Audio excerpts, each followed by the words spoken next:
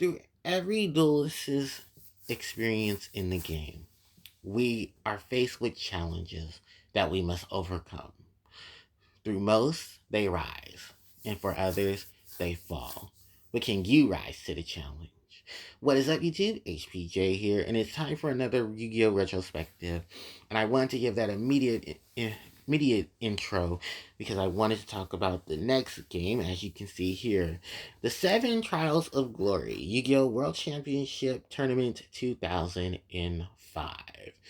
And funny enough, this is the name for the North American release.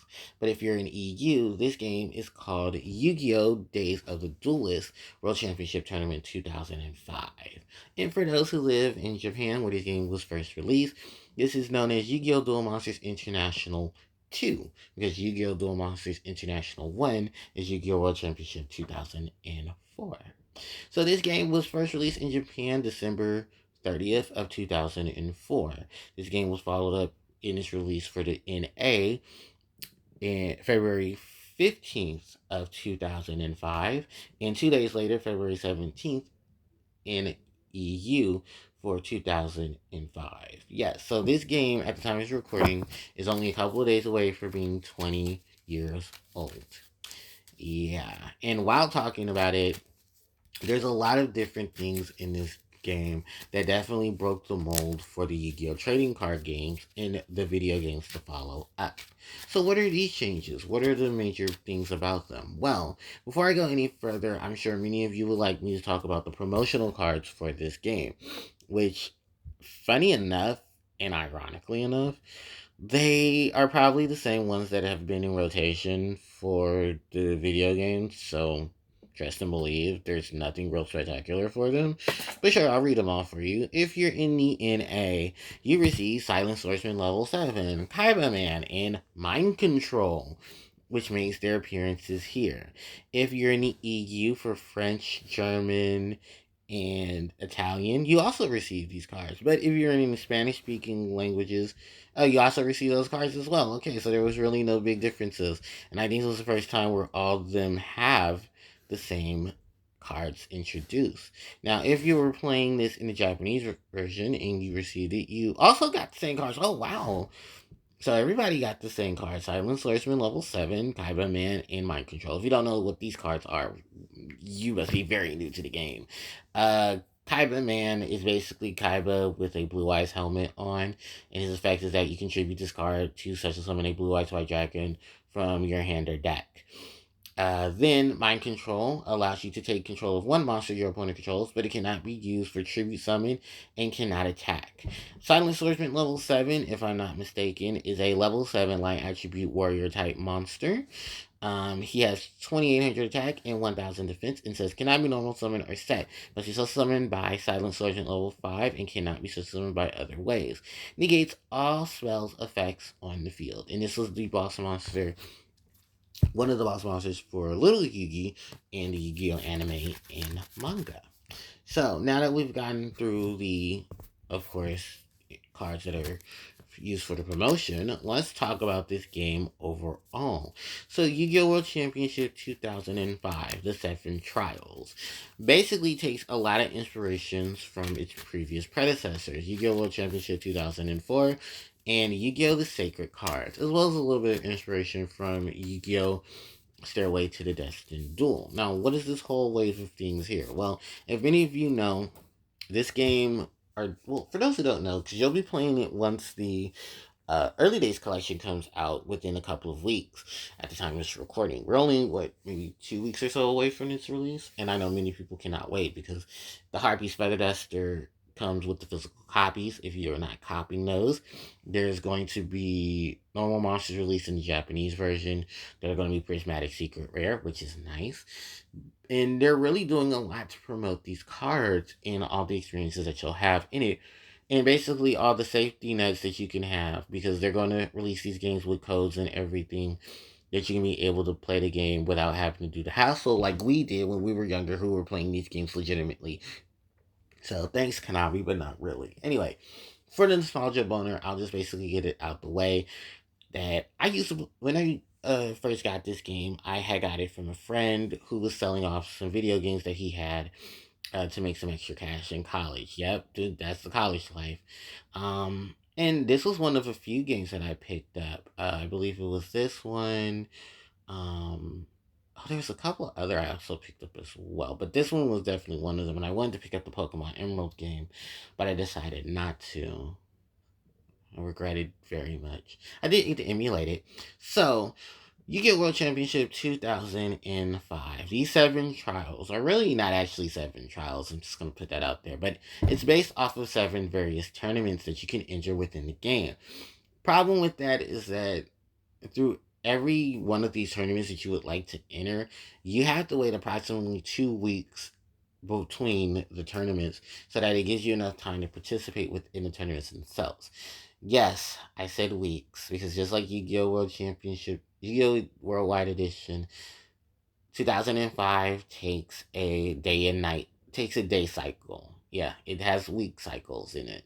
So from Sunday through Monday, from Monday through Sunday, you spend a whole week of experiencing various things within a world map. So in this world map, you have 5 selected areas. You start off with 4. You have your hometown, you have the shopping area, where is Yugi's grandfather in his shop. You have the Coliseum, where tournaments are held, and Kaiba in Area KC, which is basically Kaiba Court, in the Kaiba Court building. Now, the Kaiba Court area, which I call it, the Coliseum, and the shopping area are all where you are able to find the tournaments in the game. And then there are duelists scattered throughout each of these areas. Within the Coliseum, within the area that's outside the Coliseum, within Yugi's grandfather's shop, outside the shop, and Kaiba Court, and within Kaiba Court's main area where the duels are happening, is which you can find duelists. Now, this game takes a particular turn as well, as in Yu-Gi-Oh! The Sacred Cards, you were awarded domino money for defeating duelists. Well, in this game, this is the first game to introduce DP, which is duel points. And defeating each duelist awarded you duel points. And how did you get duel points? By making your opponent's life points drop to 0, doing special conditions, um, inflicting amount of damage, and then it was always scaled off of a certain division. Now, funny thing about this is that whatever rank of money that you would receive in the final area of the game, which is the Mystic Land, you got 5 times of whatever you received in terms of your wins from the opponents that you face there. Now, in the regular areas, you have a mixture of iconic duelists throughout the series, and you also have various NPCs that you're able to duel. No, literally, you can duel a dog, you can duel a cat, you can duel the lady from across the street, you can duel someone's grandpa, someone's grandma, someone's sister, a model, a crazy biker, and all types of things. It's not too far off from what you've experienced when you get the Sacred Cards. And even more so, the area itself looks like it's ripped from Yu-Gi-Oh! The Sacred Cards, because it literally looks like that entire world map that they had included. And more so, probably a little more detailed with Graffiti Destruction. And before anyone asks me, no, I have not played Graffiti Destruction, which it will be eventually played, and I will talk about it, as well as some of the other games that I have not gotten to yet, so don't worry. Now, for this game itself, while it introduces DP, it brings back the code machine. Yeah, it's no longer part of your main screen. No, you literally can go to Yugi's grandfather's shop, and the machine is right there. Now, this is the thing about this machine: you cannot get multiple cards from this machine. You can only get the cards once, and hopefully, at that point in time, once you've gotten that card, you at least open the packs that are in the game to get multiples of that card. Now, why would I say that? Because, well, there's 2 machines, but the other machine is more expensive than the machine you have in Yugi's grandpa's shop, and it's not limited. How expensive? Well, you're paying 1K DP to use Yugi's grandfather's machine, despite the fact that this machine itself is a mix between, you know, the BS that is given to you in the story. But you can only use it once because they wanted to limit people taking abuse of it, like I guess they did before, which is weird because how could we? We can only enter the card once, and the card pool was only selected of what cards were available for a certain period of time. Thanks, Konami. And if you wanted to enter multiple cards, which thankfully other games fixed it, they just raised the DP for it. You could go to the Mystic area. Now, how do you access the Mystic area? Well, this goes into the whole main section of the game. So, I told you earlier that there were areas in which you participated in tournaments. Well, you had to participate in these tournaments a number of times in order to get to the preliminaries of the championship rounds for nationals. Once you've done that, all of these and you've completed the game, and you've gone through the credit scene, you will then be able to go to the Mystic area. Once you go into the select area screen, you will then be able, it will then indicate to you that, hey, there's another area available, and you can go up and select that area, which is the Mystic Land. It looks like a dark cave, like a dark void, and that is where the ghouls are, the rare hunters. You know, Loomis, Umbra, Rare Hunter, Merrick, Odeon, Arcana, and Strings. And on certain days, you can even run into Yami Merrick, Yami Bakura, and even Yami Yugi, who's in those areas. Just a heads up of some. Well, there'll be some things that I'll talk about and why this area can be very dangerous if you're not prepared. And it is very dangerous if you're not prepared. And I've seen some crazy shenanigans as well. So, one of the things about this game itself is that it introduces the band section of the game. That's right. This is the first game to introduce the band section. Now, if you've ever played Yu-Gi-Oh! The trading card game, that you know the band card section came about 2004, late 2004, because things had gotten really out of hand with a lot of cards, and to progress gameplay and stuff like that, Konami decided to drop the forbidden section, where cards were no longer allowed to be in your deck. So you had limited, semi-limited prior to, and then they added the ban section. This game takes a hand of that and does it in a very weird way. They have it on a weekly cycle. So, like I told you before, there was a week cycle within this game, so Monday through Sunday.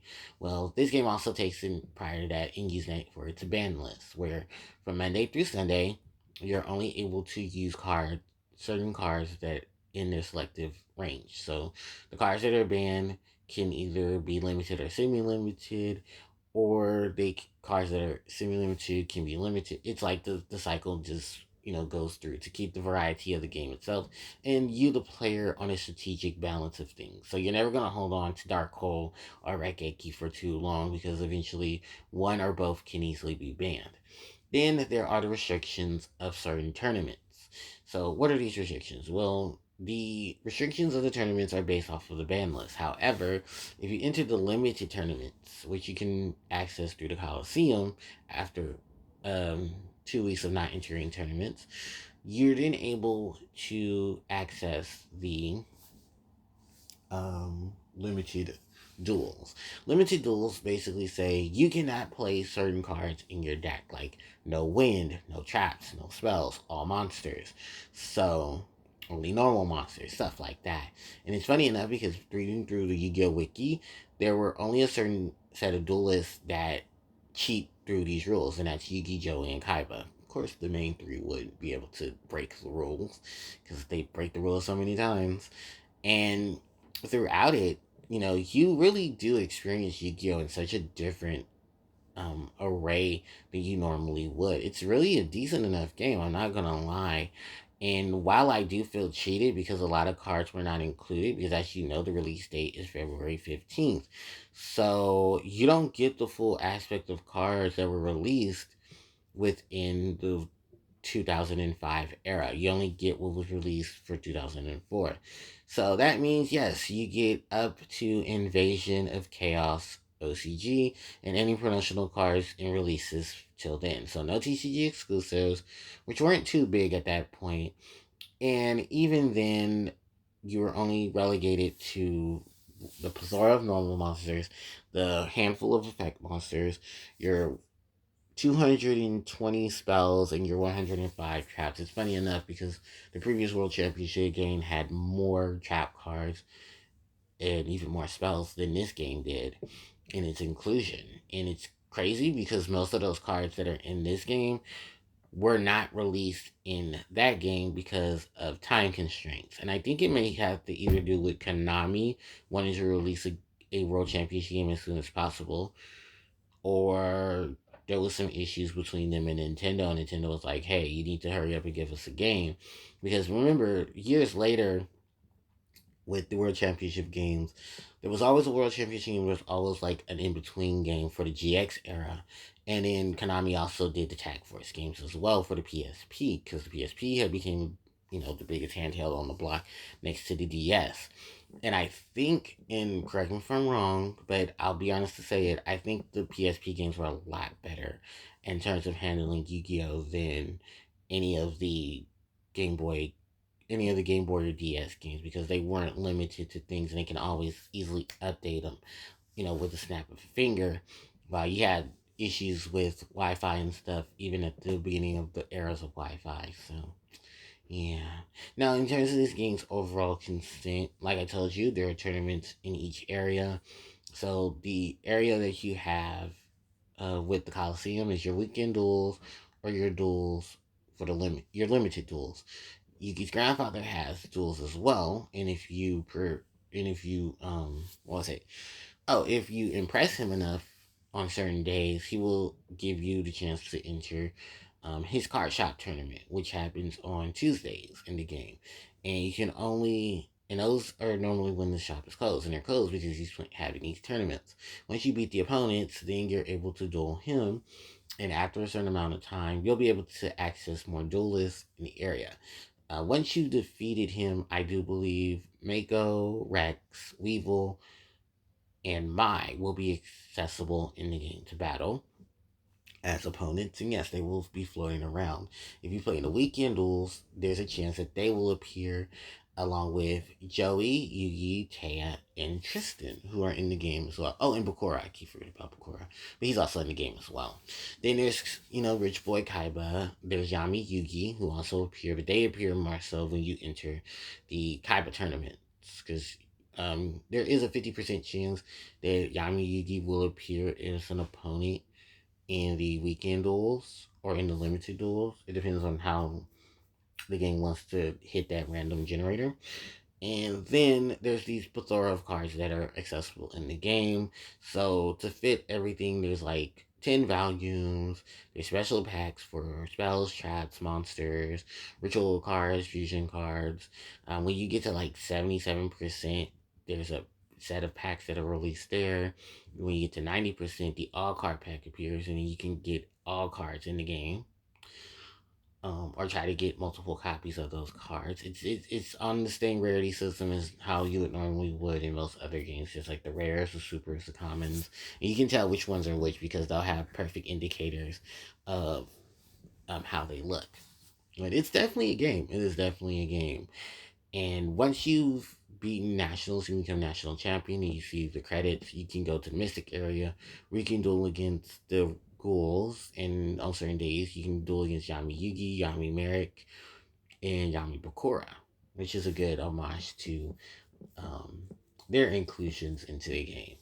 And they have their decks as well. Now, I talked about how difficult the Mystic area can get, because it can get very difficult. It's not like the other areas where you have these, very strong duelists. No, these guys play with cards that are technically supposed to be banned.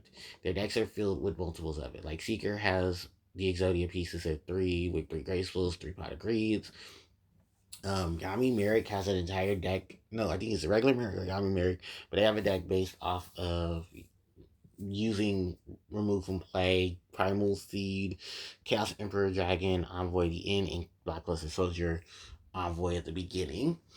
Odeon has his trap deck. Of course, there's a Chaos variant for Loomis and Umbra using their deck of Light and Dark monsters. Bakura has his zombie deck that does play Destiny board. Yeah, it gets really nasty. It gets really, really nasty. And the overall consent of the game itself at that point is that, well, you can enter this area and use decks as well with those ban cards. But please do remember that you cannot use these decks against your regular opponents in the regular areas because Mokuba will call you out on it and tell you, hey, you need to fix your deck before you play because you have cards in it that are not legal. So do be careful of that. In addition to that, in its overall montage, yeah, you have your regular tournaments, your normal tournaments. Oh, I forgot about the World Championship tournaments. Well, national tournaments, but you can only get those because here's the weird thing about the tournament selection. You only enter them after a 2 week period, and you have to have not entered another tournament within those 2 week periods. Yeah. And you get nice little trophies in your house too. By the way, you have a house where you can go and save, but you only select the save while selecting the B button and scrolling through. Your menus, options, and everything will show you your status, how much money you have, what cards are banned, limited and semi limited. Then there's also the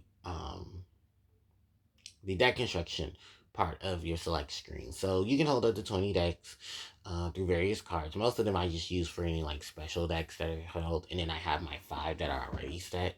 So it's still a great way to have everything accessible. You can use those special decks too, because that's really really cool. And yeah, it's just a really amazing lineup of things that are in the game itself and progresses the game itself. I mean, the game is pretty good and solid, but one issue that I have with it is music. And I love the Yu-Gi-Oh video games up until that point where the music was flawless. Fortunately, World Championship 2005 does not hit the flawless music mark. Great animations, great tech, great, graphics and stuff for the cards, but the duel area is just white lines formed in the circle of a field. There's a counter to see how long you're taking with duels, and then the animation you can increase in the pause screen. So you can at least increase the animation or change the language if you wanted to. But it's just it's just a mess. And the duelists in this game were a lot more strategic than the last World Championship game. They're playing stuff like man eater bugs, low mana crossouts. They're doing 7 tools. They're doing magic jammers. Their decks are loaded. Oh God, their decks are loaded.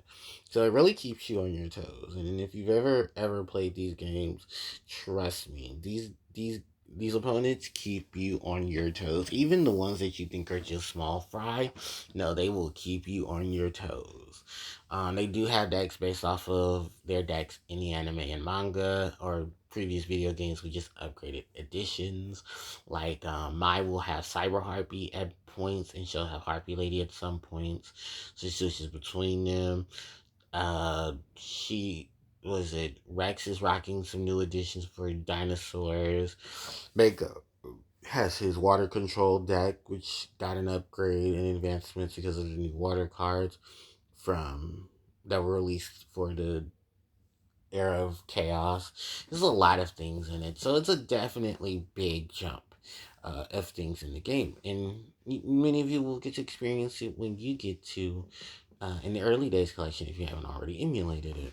Is there any advice that I would give? Yeah, definitely grind out in a lot of areas. Definitely play a lot of opponents. Make you a deck that is simply beat down. They actually give you a deck for beat down too. There's a lot of structure decks in this game that you can go and take a look at, and you can save those and even use those as skeletons for your own. And they're really, really good. They're really, really decent. So I definitely would say, please go ahead and take advantage of them if you can. And it's still a decent enough game that I would recommend, but I recommend the other games a lot more. So, with that said and done, my final thoughts is this is a definite World Championship game. And if you're ever going to experience this game, trust and believe it's definitely going to take you on a different experience than most of the others. So, enjoy what you can. And if you are getting the early days collection, hell, abuse any cheat codes that they give you. Trust me, you'll need them. But with that said, thank you guys so much for rocking out with me for this retrospective of Yu-Gi-Oh! World Championship 2005, The Seven Trials of Glory. I will hopefully see you guys in my next retrospective video, and you guys enjoy the content to come. Don't forget to like, comment, share, and subscribe to the channel, as it helps out tremendously. You can hit the notification bell to be informed of when I upload more content to the channel. Social media links are in the description box below. And I will catch you all next time. HBJ signing out. Take care.